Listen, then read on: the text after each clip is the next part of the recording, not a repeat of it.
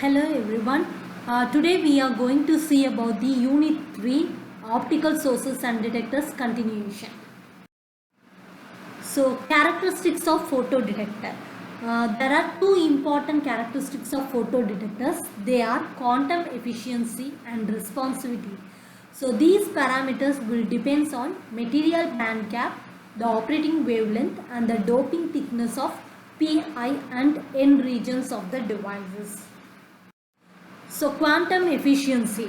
The quantum efficiency is defined as the number of electron hole carrier pairs generated per incident photon of energy h mu, and it is given by eta is equal to number of electron hole pairs generated divided by number of incident absorbed photons, that is IP by Q divided by P in by h mu. Here IP is the photo current, Q is the charge of an electron, P in is the optical power incident on the photodetector, and h mu is the energy of the incident photon.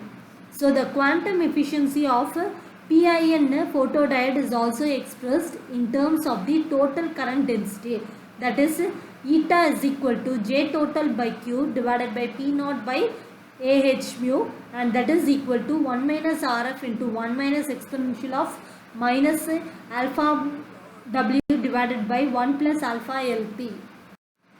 So next one is responsivity. So responsivity means it is an useful parameter. It gives the transfer characteristics of detector. It is defined as the ratio of the photo output current in amperes to an incident optical power in watts. So that is photo current, output current divided by incident optical power. R is equal to IP by P naught into AW inverse. So that is eta is equal to IP by Q divided by P naught by H mu. So that is we will get R is equal to IP by P naught, that is equal to eta cube by H mu milliamps per milliwatt. So this parameter is quite useful since it specifies the photo current generated per unit optical power. Avalanche photodiode. So avalanche photodiodes will internally multiply the primary signal photo current before it enters in an input circuitry of the following amplifier. So it has a internal gain and its responsivity is better than the PIN photodiode. So the photo current is multiplied to increase the receiver sensitivity. So extremely high electric field region is created. So most of the photons are absorbed in depletion region and the primary electron hole pairs are generated. So in the photo generated carriers traverse a region where the very high electric field is present. Then photo generated electrons or holes can be gained enough energy in this high electric field and excite the new electron hole pairs. So this type of multiplication mechanism is known as the impact ionization. So due to an ionization effect, the new carriers also generated.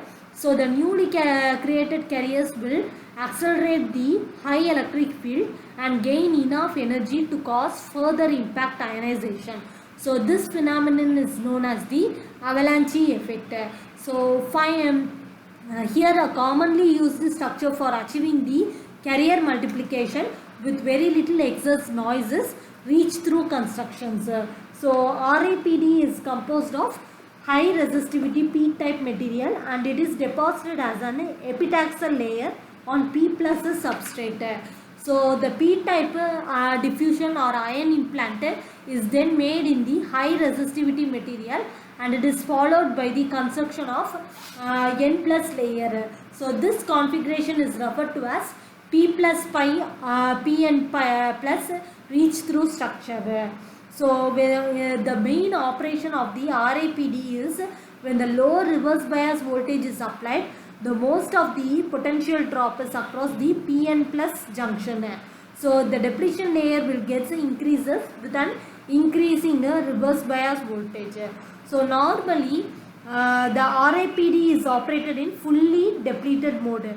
So when the light enters the device through P plus region and it is absorbed in the pi region, this pi region will act as a collection of region for the photo generated carriers. So the absorbed photon will give up its energy and electron hole pairs are created, which are then separated by electric field in the pi regions. So the photo generated electrons will drift through the pi region in the Pn plus junction. So there will be a high electric field excess. So the carrier multiplication will take place in this high electric field region. Ionization rate. So the average number of electron hole pairs created by a carrier per unit distance traveled is called as the ionization rate. So the different materials exhibit different electron ionization rates alpha and hole ionization rate beta. So the ratio K is equal to beta by alpha of the two ionization rate is a measure of photodetector performance. So only the silicon has a significant difference between the electron and the hole ionization rates. Avalanche multiplication and responsivity of the APD.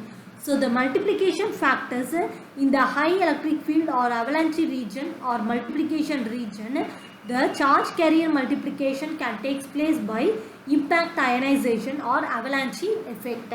So that is avalanche multiplication M is equal to Im by Ip. Here Im is the average value of total multiplied output current and Ip is the primary or initial unmultiplied photo current. So the next one is responsivity. So responsivity of the APD is given as RAPD is equal to N eta Q by H mu M, that is equal to R naught of M, where R naught is the unity gain responsivity. So here the benefits of the APD is these diodes are having excellent linearity over the optic power levels and it is ranging from fraction of nanowatts to several microwatts. Another thing is the PIN photodiode receiver has 10 to 12 decibel less sensitive than the APD. So these are the main benefits of APD. Next one is photodetector noise. So the noise is a term which is generally used to refer to any spurious or undesired disturbances that mask the received signal in a communication system. So the photodetector noise is from the statistical nature of photon to electrons conversion process and the thermal noises associated with amplifier circuitry. So here the optical signal will passes into the photodetection. Here it will provides the noises, that is quantum noise, dark current and background. So then the signal will gives the photodetector part that will pass into the avalanche gain for APD only. So here we will receive the excess due to the random gain mechanism and then it will pass into the detector or load or bias. So here we will receive the thermal noise. Then the signal will be passed into the amplifier, that is electronic gain. Here the thermal noise will be inert resistance and the device will be the active elements and the surface leakage will be the current. After that finally we will receive the electrical signal through these photodetector noises. Signal power to noise ratio. So the performance of the receiver is evaluated by signal power to noise ratio at the output of an optical receiver, that is S by N is equal to signal power from photocurrent divided by photodetector noise power plus amplifier noise power. So to get the high signal to noise ratio, the photodetector must have a high quantum efficiency to generate the large signal power and the photodetector and amplifier nozzles should be very low. So to get the high sensitivity of the photodetector, the signal to noise ratio should be more. Noise sources. So a simple photodetector model and its equivalent circuit is shown in the figure. So the photodiode has a small series of resistance, that is RS, a total capacitance CD consisting of junction and packaging capacitances and a bias resistor RL. So the amplifier will have a input capacitance CA and the resistance RA. If RS is greater than RL, then RS can be neglected. So the primary photocurrent IPH of T is generated. So when the modulated signal of the optical power P of T will falls on the detector. So the primary current will consist of DC value of IP, and which will is the average current, photocurrent due to the signal power of the signal component IP of T. So the signal calculation is considered as, consider the modulated optical power signal falls on the photodetector with the form of P of T is equal to P naught into 1 plus Ms of T. So here the S of T is the message electrical signal and M is the modulation index. Therefore the primary photocurrent is M is equal to 1. So IPH is equal to eta Q divided by H mu into MP of T. That is equal to IP of DC value plus IP of T into AC current. So the root mean square signal current is root mean square value of IS squared is equal to IP squared M squared, that is equal to sigma S squared. So IP squared is equal to sigma P squared, that is equal to M squared IP squared by 2 for sinusoidal variation of modulation index M. So these are the signal component of sinusoidal varying the input signal. So next one is quantum noise. So the noise arises from the statistical nature of production and the collection of photoelectrons when an optical signal is incident on the photo detector. So the quantum noise current has a mean square value in the bandwidth B, which is proportional to the average value of photocurrent. That is IQ squared is equal to 2QIP BM squared F of M. Here F of M is the APD noise figure. F of M is equal to M power x is 0 less than or equal to x less than or equal to 1. IP means mean detected current, B is the bandwidth, and Q is the charge of an electron. Next one is dark or leakage current noise. So the current that continues to flow through the bias circuit when no light is incident on the photodiode is known as the dark current.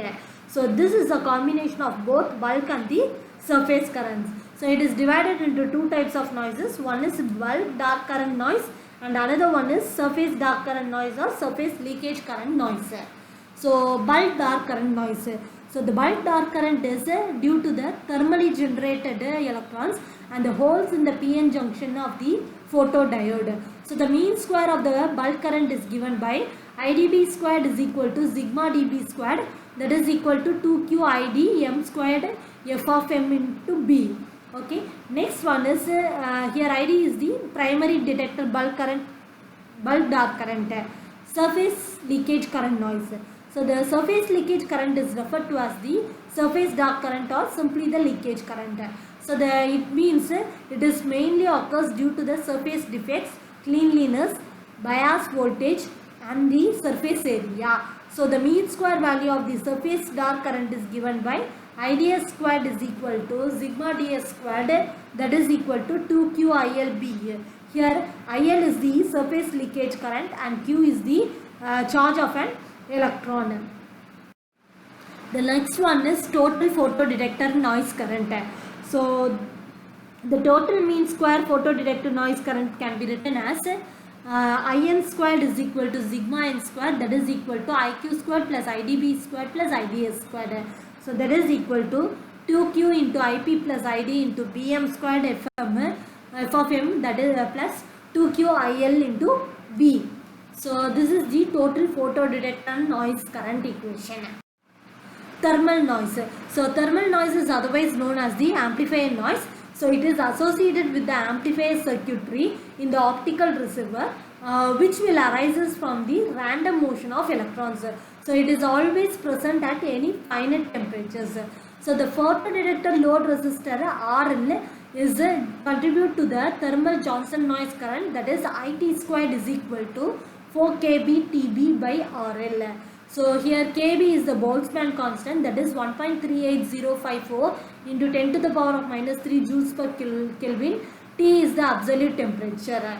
So the quantum and thermal are the significant noise mechanism in all the optical receivers. RIN means relatively intensity noise and it will be also appear in analog links. Next one is signal to noise ratio. So the signal to noise ratio at an input of the amplifier is given as S by N is equal to input signal divided by noise due to the quantum, bulk, dark and surface current plus Johnson or thermal noise. So by substituting the equations, we will get IP squared into M squared divided by 2Q IP plus ID into M squared F of M into B plus 2Q ILB plus 4KB TB by RL. So this is typically not all the noise terms will have a equal weight. Often thermal and the quantum noise are the most significant. So we will receive the equation as IP squared M squared by 2Q IP M squared F of M into B is equal of plus 4 KB TBE by RL. So the noise figure increased with M, thus there is an optimum value of M which will maximize the signal to noise ratio. Detector response time. So the response time of the photodiode together with its output circuit will depends mainly on following three factors. They are the transit time of the photocarriers in the depletion region, the diffusion time of the photocarriers generated outside the depletion region, and the third one is the RC time constant of the photodiode, and it is associated with the circuit. Reverse bias pin photodiode. So here the electron hole pass will generated due to the absorption of incident photons, and it will be separated by the reverse bias voltage which is induced by an electric field. So the carriers will drift across the depletion layer, and it will result in the current flows in an external circuit. So under this steady state conditions, the total current density will passes through the depletion layer. Thank you.